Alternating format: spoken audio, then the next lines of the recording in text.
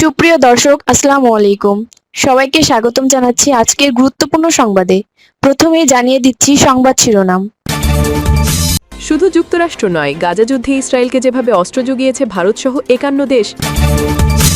এদিকে তেলাপোকা জনতা পার্টির ওয়েবসাইট বন্ধ করে দিল ভারত সরকার। অপরদিকে নিষেধাজ্ঞা অমান্য করে ইহুদিদের আল আকসায় প্রবেশের চেষ্টা। এবং সবশেষে থাকছে যুদ্ধকালীন গোপনে আমিরাত সফরের তথ্য কেন ফাঁস করলেন নেতানিয়াহু। শুনছিলেন সংবাদ শিরোনাম, এখন বিস্তারিত। তার আগে ছোট্ট একটি আবেদন, যদি আপনি ন্যায় ও মানবতার পক্ষে থাকেন লাইক দিন। গাজার শিশুদের ভালোবাসা দেখাতে চাইলে কমেন্টসে লিখে জানান গাজায় শান্তি চাই, আর সাবস্ক্রাইব করুন আমাদের চ্যানেলটি, কারণ আমরা বলি সেই কথা যা অনেক মিডিয়া আড়াল করে। এখন চলুন বিস্তারিত দেখা যাক। শুধু যুক্তরাষ্ট্র নয়, গাজা যুদ্ধে ইসরায়েলকে যেভাবে অস্ত্র জুগিয়েছে ভারতসহ 51 দেশ। গাজা উপত্যকায় দীর্ঘ 2 বছর ধরে চলা ভয়াবহ ইসরায়েলি আগ্রাসনের সময় বিশ্বের অন্তত 51টি দেশ ও স্বশাসিত অঞ্চল তেল আবিবকে অস্ত্র, গোলাবারুদ ও মারমিক সরঞ্জাম জুগিয়েছে। কাতার ভিত্তিক সংবাদ মাধ্যম আল জাজিরার কয়েক মাসব্যাপী এক বিশেষ অনুসন্ধানী প্রতিবেদনে এই চাঞ্চল্যকর তথ্য উঠে এসেছে। আন্তর্জাতিক বিচার আদালতের গণহত্যার আশঙ্কার বিষয়ে সতর্কবার্তা জারি করা এবং বিশ্বজুড়ে তীব্র প্রতিবাদের ঝড় ওঠার পরও ইসরায়েলে এই মারমিক সরঞ্জাম সরবরাহ অব্যাহত ছিল। 2022 থেকে 2025 সাল পর্যন্ত আমদানির তথ্য, শুল্ক রেকর্ড এবং তথ্য অধিকার আইনের আওতায় পাওয়া নথিপত্র বিশ্লেষণ করে এই অনুসন্ধানী প্রতিবেদনটি তৈরি করা হয়েছে।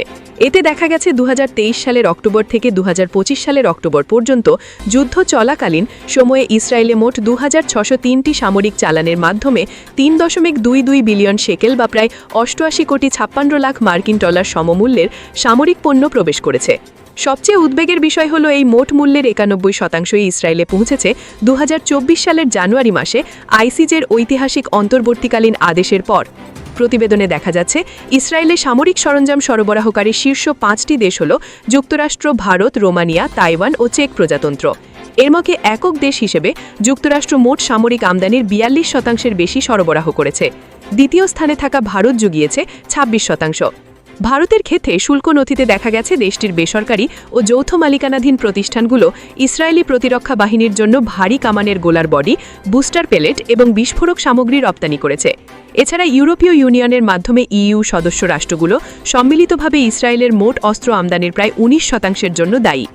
অনুসন্ধানে দেখা গেছে গাজায় যুদ্ধবিরতি কার্যকর হওয়া এবং আন্তর্জাতিক সম্প্রদায়ের ব্যাপক চাপের মুখেও বেশ কয়েকটি দেশ প্রকাশ্যে অস্ত্র নিষেধাজ্ঞা বা আংশিক স্থগিতাদেশ ঘোষণা করলেও আড়ালে তাদের সরবরাহ চেন সচল রেখেছিল। স্পেন, কানাডা, ফ্রান্স ও ইতালির মতো দেশ রাজনৈতিকভাবে ইসরায়েলের আগ্রাসনের সমালোচনা করলেও বা নতুন লাইসেন্স দেওয়া বন্ধ রাখার দাবি করলেও তাদের ভূখণ্ড থেকে পূর্ব অনুমোদিত লাইসেন্সের দোহাই দিয়ে যুদ্ধকালীন সময় কোটি কোটি টাকার মারমিক সরঞ্জাম ইসরায়েলে পাঠানো হয়েছে। এমনকি তুরস্ক ও ব্রাজিলের মতো দেশও, যারা বিশ্বমঞ্চে ফিলিস্তিনিদের পক্ষে সবচেয়ে সোচ্চার ছিল, তাদের অঞ্চল থেকেও যুদ্ধের শুরুর দিকে সামরিক বা প্রতিরক্ষা সংশ্লিষ্ট খুচরা অংশ ইসরায়েলে প্রবেশ করেছে। তবে 2024 সালের মে মাসে তুরস্ক বাণিজ্য সম্পূর্ণ বন্ধ করার পর আশদোদ বন্দরে তাদের চালান আসা বন্ধ হলেও পরবর্তীতে বেন গুরিয়ন বিমানবন্দর ও হাইফা বন্দর দিয়ে ভিন্ন উপায়ে তুর্কি পণ্য প্রবেশের তথ্য মিলেছে। আইনি বিশেষজ্ঞরা বলছেন, যেসব দেশ আইসিজের সতর্কবার্তার পরও ইসরায়েলকে অস্ত্র সরবরাহ নিশ্চিত করেছে, তারা আন্তর্জাতিক আইন অনুযায়ী গাজা গণহত্যায় উস্কানি বা সহযোগিতার দায়ে অভিযুক্ত হতে পারে। লন্ডন স্কুল অফ ইকোনমিক্সের আন্তর্জাতিক আইনের প্রফেসর স্টিফেন হ্যামফ্রেস এবং আন্তর্জাতিক অপরাধ আইন বিশেষজ্ঞ গেরহার্ড ক্যাম্প জানান, গণহত্যা সনদে স্বাক্ষরকারী রাষ্ট্রগুলোর দায়িত্ব কেবল গণহত্যা ঠেকানো নয়, বরং গণহত্যার ঝুঁকি তৈরি হলে তা প্রতিরোধ করা। জাতিসংঘ এবং বিভিন্ন মানবাধিকার সংস্থার পক্ষ থেকে বারবার নিষেধাজ্ঞা জারির আহ্বান জানানো সত্ত্বেও এই দীর্ঘস্থায়ী বৈশ্বিক অস্ত্র সরবরাহ চেইনের কারণেই ইসরায়েল গাজা উপত্যকায় দীর্ঘ সময় ধরে এত তীব্র ও বিধ্বংসী মারমিক অভিযান পরিচালনা করতে পেরেছে। এদিকে তেলাপোকা জনতা পার্টির ওয়েবসাইট বন্ধ করে দিল ভারত সরকার। ভারতে ক্ষমতাসীন দলকে ব্যঙ্গ করে গড়ে ওঠা একটি জনপ্রিয় অনলাইন রাজনৈতিক আন্দোলনের অফিসিয়াল ওয়েবসাইট দেশটির সরকার বন্ধ করে দিয়েছে বলে অভিযোগ উঠেছে। ককরোচ জনতা পার্টি বা তেলাপোকা জনতা পার্টি নামের এই ব্যঙ্গাত্মক আন্দোলনের প্রতিষ্ঠাতা অভিজিৎ দীপক শনিবার 23 মে সামাজিক যোগাযোগ মাধ্যম এক্স অর্থাৎ পূর্বের টুইটারে জানান, তাদের মূল ওয়েবসাইটটি সরকারি হস্তক্ষেপে বন্ধ করা হয়েছে। বোস্টন ইউনিভার্সিটির এই শিক্ষার্থী একই সাথে অভিযোগ করেন, ওয়েবসাইট বন্ধের পাশাপাশি তার ব্যক্তিগত ইনস্টাগ্রাম অ্যাকাউন্ট এবং আন্দোলনের অফিসিয়াল ইনস্টাগ্রাম পেজটি হ্যাক করা হয়েছে। চলতি মাসের শুরুতেই ভারতের প্রধান বিচারপতি সূর্যকান্ত বেকার যুবকদের তেলাপোকার সাথে তুলনা করে একটি মন্তব্য করেছিলেন। তার এই মন্তব্যের প্রতিবাদে এবং ব্যঙ্গাত্মক জবাব দিতে মাত্র 1 সপ্তাহ আগে অভিজিৎ দীপক এই আন্দোলনের সূচনা করেন।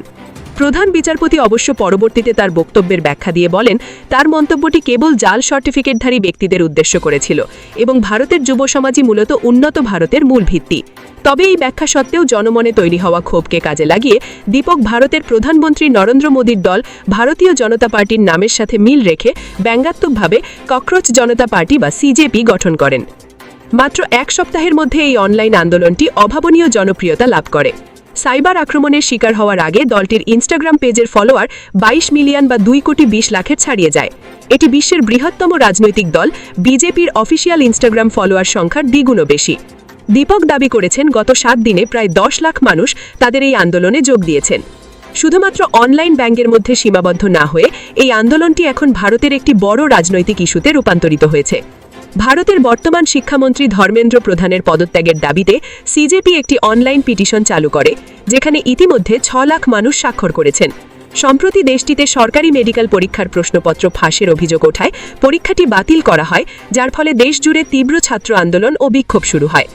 এই আন্দোলনের মূল ভাবনার বিষয়ে ক্ষোভ প্রকাশ করে অভিজিৎ দীপক জানান, যারা ক্ষমতায় আছেন তারা সাধারণ নাগরিকদের তেলাপোকা ও পরজীবী মনে করেন। তবে তাদের মনে রাখা উচিত যে নোংরা ও পচা জায়গাতেই তেলাপোকার বংশবৃদ্ধি হয় এবং বর্তমান ভারতের পরিস্থিতিও ঠিক তেমনই দাঁড়িয়েছে। তবে ওয়েবসাইট বন্ধের এই অভিযোগের বিষয়ে ভারত সরকারের পক্ষ থেকে এখনও পর্যন্ত কোনো আনুষ্ঠানিক প্রতিক্রিয়া পাওয়া যায়নি। অপরদিকে নিষেধাজ্ঞা অমান্য করে ইহুদিদের আল আকসায় প্রবেশের চেষ্টা। ইহুদিদের অন্যতম ধর্মীয় উৎসব শাভুয়ত উপলক্ষে জেরুজালেমের পবিত্র আল আকসা মসজিদ প্রাঙ্গণে জোরপূর্বক প্রবেশ করে ধর্মীয় আচার বা উৎসর্গ করার চেষ্টার অভিযোগে 13 জন ইহুদি তরুণকে গ্রেফতার করেছে ইসরায়েলি পুলিশ। স্থানীয় সময় শুক্রবার 22 মে তাদের আটক করা হয়। পুলিশ জানায় অভিযুক্তরা সীমাবেষ্টিতে ভেঙে পবিত্র চত্বরে প্রবেশ করে তাদের ধর্মীয় আচার সম্পন্ন করার জন্য দৌড়াদৌড়ি শুরু করে। তবে পূর্বের ঘটনাগুলোর মতো এবার কোনো পশু উৎসর্গ করার চেষ্টা করা হয়নি বলে দাবি করেছে ইসরায়েলি সংবাদ মাধ্যম টাইমস অফ ইসরায়েল। ইসরায়েলি সংবাদ মাধ্যম ওয়াইনেট জানায়, এবারের সন্দেহবাসটা পশুর পরিবর্তে সাথে করে বড় বড় পাউরুটি বা রুটি নিয়ে এসেছিলেন। ইহুদিদের কৃষিভিত্তিক ও ফসল কাটার উৎসব শাভুয়তে নতুন ঘরে তোলা গম থেকে তৈরি রুটি উৎসর্গ করার একটি ঐতিহাসিক ধর্মীয় রীতি রয়েছে। প্রায় 2000 বছর আগে এই স্থানে ইহুদিদের 2টি মন্দির বা টেম্পল রোমানরা ধ্বংস করার পর থেকে মূলাধারা ইহুদিদের মধ্যে এই ধরনের কোরবানি বা উৎসর্গ করার কোনো ধর্মীয় অনুশীলন নেই। তবে প্রতি বছরই কিছু কট্টরপন্থী ইহুদি গ্রুপ এই প্রাচীন প্রথাকে পুনরায় চালু করার উদ্দেশ্যে এখানে প্রবেশের চেষ্টা করে। মূলত আল আকসা মসজিদ ও ডোম অফ দ্য রকের জায়গায় তৃতীয় একটি ইহুদি মন্দির নির্মাণের স্বপ্ন দেখা কট্টরপন্থী গোষ্ঠীগুলোর সাথে এই তরুণরা যুক্ত বলে জানা গেছে। এই ঘটনার মাত্র 1 মাস আগে এবং মে মাসের শুরুতেও আল আকসা প্রাঙ্গণে ছাগল এনে কোরবানি দেওয়ার চেষ্টার অভিযোগে যথাক্রমে 14 জন এবং 21 জনকে গ্রেফতার করেছিল পুলিশ। ইসলামের তৃতীয় পবিত্র স্থান এবং ইহুদিদের সবচেয়ে পবিত্র এই ঐতিহাসিক স্থানটি দীর্ঘদিন ধরেই দুই পক্ষের মধ্যে তীব্র সংঘাতের একটি প্রধান কেন্দ্রবিন্দু ছিল। সেখানে অমুসলিম বা ইহুদিদের জন্য প্রকাশ্যে প্রার্থনা এবং কোনো ধরনের পশু বা সামগ্রী উৎসর্গ করার উপর কঠোর নিষেধাজ্ঞা রয়েছে। যদিও ইসরায়েলের জাতীয় নিরাপত্তা মন্ত্রী ইতামার বেনগিভির দীর্ঘদিন ধরে সেখানে ইহুদিদের প্রার্থনার উপর নিষেধাজ্ঞার উঠে দেওয়ার পক্ষে উস্কানিমূলক তৎপরতা চালিয়ে যাচ্ছেন। তবে প্রধানমন্ত্রী নরেন্দ্র নেতানিয়াহু বারবার দাবি করেছেন যে এই বিতর্কিত চত্বরের দীর্ঘদিনের স্থিতাবস্থা বা নিয়মের কোনো পরিবর্তন করা হয়নি। পবিত্র স্থানে এই ধরনের উস্কানিমূলক কর্মকাণ্ডের বিষয়ে ইসরায়েলের মূলাধারা ধর্মীয় নেতারাও একমত নন। অনেক ইহুদি ধর্মীয় আইনের অভিভাবক মনে করেন সাধারণ ইহুদিদের জন্য এই পবিত্র চত্বরে পা রাখাই আইনগতভাবে নিষিদ্ধ। ওয়েস্টার্ন ওয়ালের প্রধান রাব্বি সামুয়েল রাবিনোভিচ ইতিপূর্বে এই বিষয়ে পরিষ্কার করে জানিয়েছেন যে আল আকসা প্রাঙ্গণে কোনো কিছু উৎসর্গ করার এই চেষ্টা ইসরায়েলের প্রধান রাব্বিনেটের আনুষ্ঠানিক সিদ্ধান্তের সম্পূর্ণ পরিপন্থী এবং অবৈধ। এবং সবশেষে থাকছে যুদ্ধকালীন গোপনে আমিরাত সফরের তথ্য কেন ফাঁস করলেন নেতানিয়াহু। মধ্যপ্রাচ্যে ইরান ইসরায়েল যুদ্ধকালীন পরিস্থিতিতে আমিরাতে নিজের গোপন সফরের তথ্য জনসম্মুখে এনে আন্তর্জাতিক কূটনীতিতে একটি নতুন ঝড় তুলে দিয়েছেন ইসরায়েলি প্রধানমন্ত্রী বেঞ্জামিন নেতানিয়াহু। গত 13 মে নেতানিয়াহুর দফতর থেকে দাবি করা হয় যুদ্ধের সময় তিনি অত্যন্ত গোপনে আমিরাত সফর করে প্রেসিডেন্ট মোহাম্মদ বিন জায়েদের সঙ্গে এক ঐতিহাসিক এবং যুগান্তকারী বৈঠক করেছেন। তবে এই তথ্যভাসের মাত্র কয়েক ঘন্টার মধ্যেই তীব্র ক্ষোভ প্রকাশ করে তার সম্পূর্ণ ভিত্তিহীন বলে উড়িয়ে দিয়েছে আরব আমিরাতের মহাপররাষ্ট্র মন্ত্রণালয়। আবুধাবির এমন অনর অস্বীকারের পরও ইসরায়েলের শীর্ষ সারির নাট মাধ্যমগুলো সফরের খুঁটিনাটি বিবরণ প্রকাশ করে আমিরাতকে একটি চরম বিব্রতকর পরিস্থিতিতে ফেলেছে। ইসরায়েলি সংবাদ মাধ্যম টাইমস অফ ইসরায়েল সুনির্দিষ্ট করে জানিয়েছে, গত ২৬ মার্চ ওমানের সীমান্তবর্তী মরুদানি শহর আল আইনে এই শীর্ষ বৈঠকটি অনুষ্ঠিত হয়েছিল। সেখানে বিমানবন্দর থেকে প্রেসিডেন্ট মোহাম্মদ বিন জায়েদ নিজেই ব্যক্তিগত গাড়ি চালিয়ে নেতানিয়াহুকে রাজপ্রাসাদে নিয়ে যান। একই সময়ে তেল আবিব থেকে 2টি বিশেষ বিমানের আল আইন যাওয়ার ফ্লাইট ট্র্যাকিং তথ্য এবং নেতানিয়াহুর পূর্বতন চিফ অফ স্টাফ জিব আগমনের ফেসবুক পোস্ট এই সফরের সত্যতা আরও জোরালো করেছে। শুধু নেতানিয়াহুই নন, মার্কিন আধিকারিকদের সূত্র ধরে জানা গেছে যে যুদ্ধের সময় ইসরায়েলি গোয়েন্দা সংস্থা মোসাদ ও শিনবেতের প্রধান এবং সামরিক প্রধানও আমিরাত সফর করেছিলেন। এমনকি আমিরাতের মাটিতে আকাশ প্রতিরক্ষা ব্যবস্থা আয়রন ডোম পরিচালনায় ইসরায়েলি সেনাও মোতায়েন করা হয়েছিল। বিশ্লেষকেরা মনে করেন এই গোপন সফরের খবরটি ইচ্ছাকৃতভাবে ফাঁস করার পেছনে নেতানিয়াহুর গভীর রাজনৈতিক সমীকরণ রয়েছে। এই বছরের শেষের দিকে ইসরায়েলে জেনারেল নির্বাচন অনুষ্ঠিত হওয়ার কথা রয়েছে। একই সাথে গাজা যুদ্ধ নিয়ে আন্তর্জাতিক অপরাধ আদালতের গ্রেফতারি পরোয়ানা এবং দেশের দুর্নীতি মামলার সম্মুখীন হওয়া নেতানিয়াহু আন্তর্জাতিক মহলে নিজেকে একঘরে দশা থেকে মুক্ত দেখাতে মরিয়া। এই তথ্য ফাঁসের মাধ্যমে তিনি দেশের জনগণকে বোঝাতে চেয়েছেন যে গাজা ও ইরানের সাথে যুদ্ধের পরও ২০২০ সালের আব্রাহাম অ্যাকর্ডস বা আরব ইসরায়েল শান্তি চুক্তি বহাল রয়েছে এবং মধ্যপ্রাচ্যের প্রভাবশালী নেতারা এখনও তাকে স্বাগত জানান। পাশাপাশি ইরান যে ইসরায়েলকে একঘরে করতে ব্যর্থ হয়েছে সেই বার্তাও তিনি এর মাধ্যমে প্রতিষ্ঠা করতে পেরেছেন। অন্যদিকে আবুধাবির জন্য এই সফরের সত্য স্বীকার করা এক বড় ধরনের কৌশলগত বিপর্যয় ডেকে আনত। গাজায় চলমান নির্মমতার কারণে পুরো আরব ও মুসলিম বিশ্বে যখন ইসরায়েল বিরোধী ক্ষোভ তুঙ্গে, তখন নেতানিয়াহুর সাথে যুদ্ধকালীন বৈঠকের কথা স্বীকার করা মানে আমিরাতের অভ্যন্তরীণ ও আঞ্চলিক ভাবমূর্তি চরমভাবে ক্ষুণ্ণ হওয়া। তাছাড়া ইরান ইসরায়েল যুদ্ধের সময় আমিরাতের দিকে ধেয়ে আসা শত শত ক্ষেপণাস্ত্র ও ড্রোন হামলার তিক্ত অভিজ্ঞতা থেকে আবুধাবি ভালো করেই জানে যে ইসরায়েলের সাথে সামরিক ও গোয়েন্দা সহযোগিতার কথা প্রকাশ্যে এলে তা তেহরানের কট্টরপন্থীদের নতুন করে ক্ষুব্ধ করবে, যা আমিরাতের জাতীয় নিরাপত্তা ও নিরাপদ ব্যবসায়িক হাব হিসেবে আন্তর্জাতিক ইমেজকে হুমকির মুখে ফেলবে। নেতানিয়াহুর এই একতরফা তথ্য ফাঁসের নীতি মূলত আমিরাতকে আঞ্চলিক প্রতিদ্বন্দ্বীদের থেকে আরও বিচ্ছিন্ন করার এবং ইসরায়েলের ওপর তাদের নিরাপত্তা নির্ভরতা বাড়িয়ে দেওয়ার একটি ভাগ করো এবং শাসন করো কৌশল। এর আগে ২০২০ সালেও নেতানিয়াহু নিজের সৌদি আরবের নিয়ম শহরে গোপন সফরের কথা একইভাবে ফাঁস করেছিলেন, যার প্রতিক্রিয়ায় রিয়াদ ইসরায়েলের সাথে সম্পর্ক স্বাভাবিকীকরণের পথ থেকে সরে আসে।